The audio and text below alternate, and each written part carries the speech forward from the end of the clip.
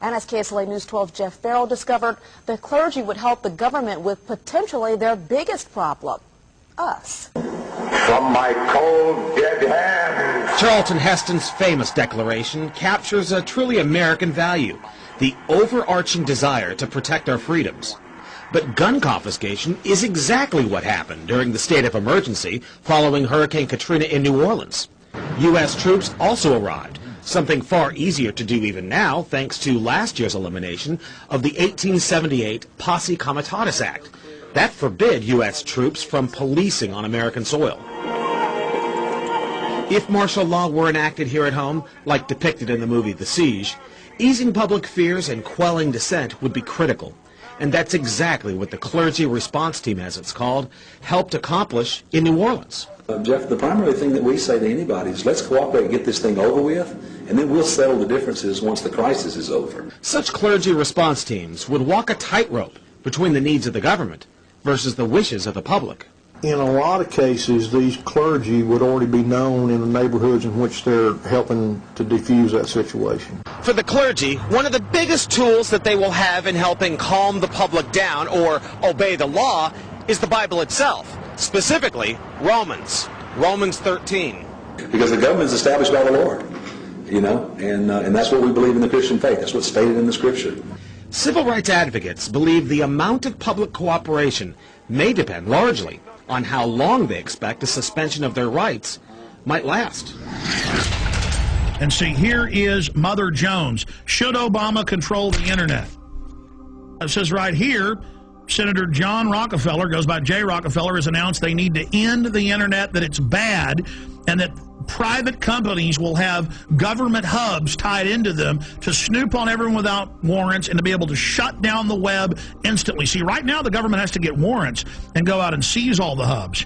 Here's another one. America's secret police.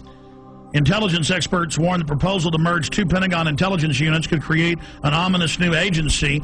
And the head of cybersecurity just resigned 3 weeks ago saying the Pentagon and Homeland Security are taking over the internet and it's a threat to freedom in America. So their own guy's quitting, saying this takeover is happening.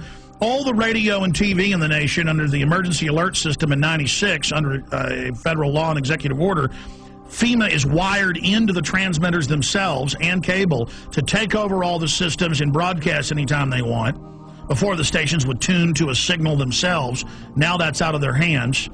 All of that's going on. So see, they've got the preachers, they've got the citizens, they've got the military prepared for martial law, and they could remotely listen to you even when the cell phone's off. That's standardized the cell phones. And all telecommunications companies were given $9 billion total to put in whole floors for the NSA to move into. So the NSA doesn't tap the phone companies, they are the phone companies. Just like FEMA on all radio, TV, cable, you name it, is already in control with hubs at the transmitter site or at the satellite uplink site, the last piece of equipment. This is in my film Police State 2000, by the way.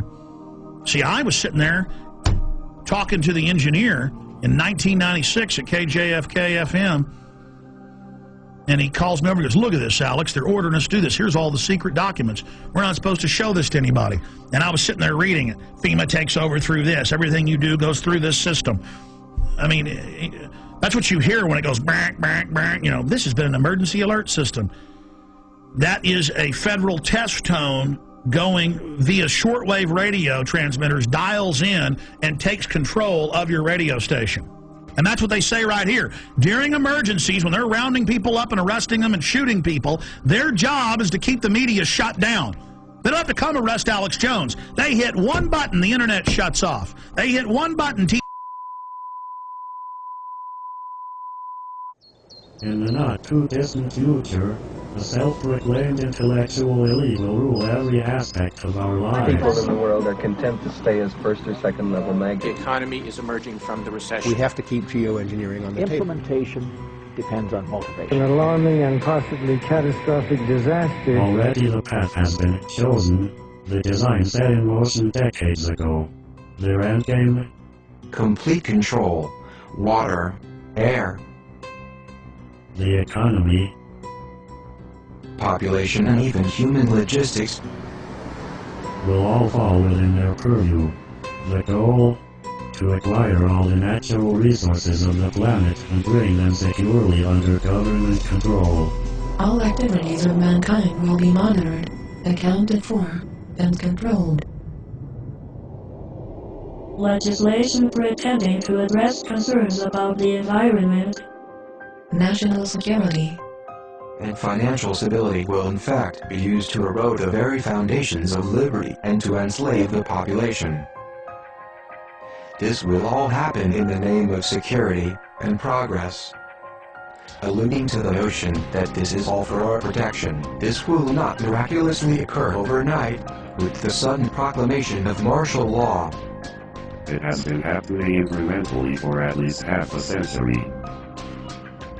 Every law enacted that truncates the Bill of Rights in the name of national security is another nail in our coffin. Through this type of increasingly invasive legislation, the systematic decay of constitutional law becomes inevitable. Thousands of years of building and rebuilding, creating and recreating, so you can let it crumble to dust. Leaving our essential rights neutered and impotent. The Bill of Rights is reduced to a quaint antique collecting dust in a library somewhere, retaining all the potency of a fairy tale.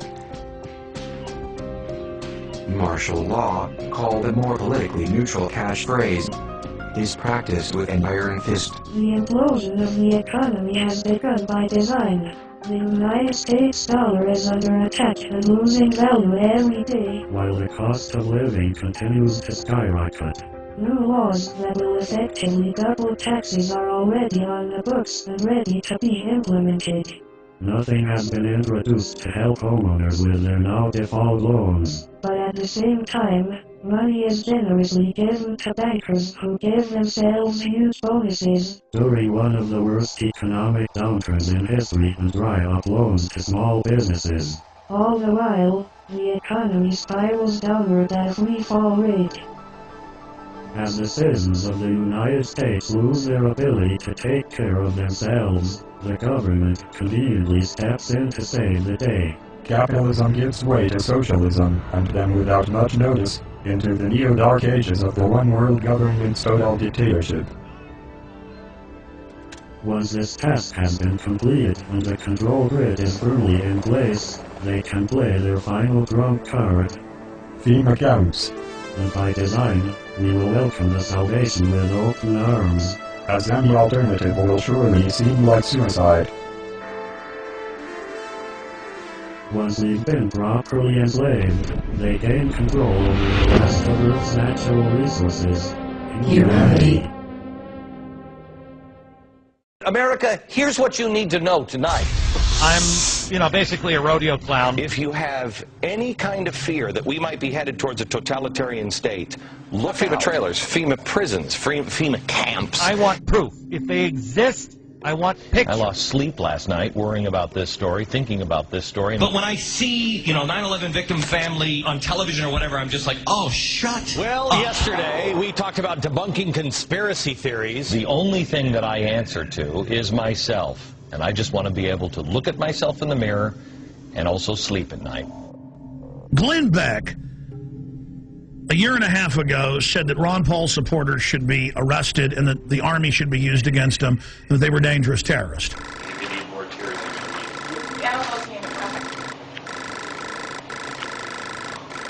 to keep your eyes open. I know it's probably impossible. Or that's what I'd have you believe. It took me about a year to start hating the 9/11 victims' families. I don't hate all of them. I hate probably about 10 of them. Any of these 9/11 truthers, who I've been telling you for years, are dangerous.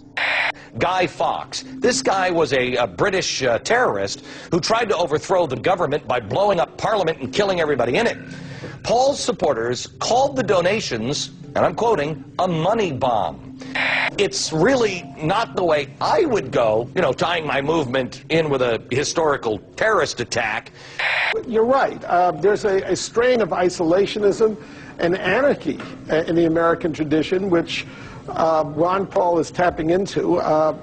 I think it's very significant that he chose Guy Fawkes. There are plenty of, unfortunately, libertarian websites which are indistinguishable from the anti-American left these days. Yeah. Totally in bed with the Islamo-fascists and have turned against this country. Turned against this country. This country.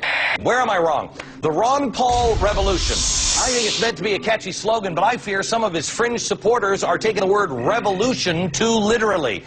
What Glenn Beck is saying is a talking point being given out to the media.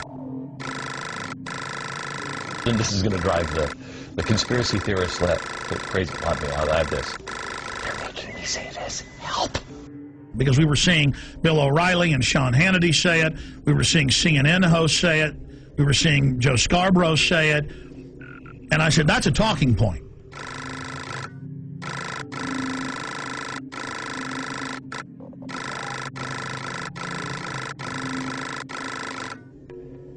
And then suddenly he started saying a few months ago, I'm going to expose the FEMA camps.